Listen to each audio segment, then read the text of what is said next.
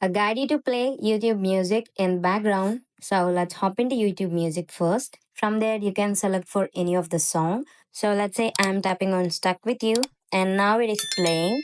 Let's say if I tap on Home now and if I scroll down, you can see Stuck With You has been not playing. And let's say if I need to play that in the background, I can go to the YouTube music again.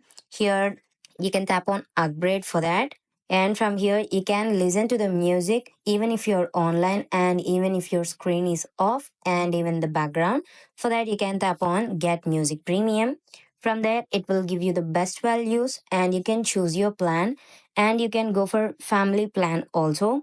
You can tap on whatever the plan you are comfortable with and you can tap on confirm, and from there it will ask you for the payment method, and in that you can tap on add card. It will take you to the payment details. From there you can add the card number, your date of birth and CVV number. You can tap save card and from there you can do the payment, and after that you can enjoy YouTube music in the background. Thank you.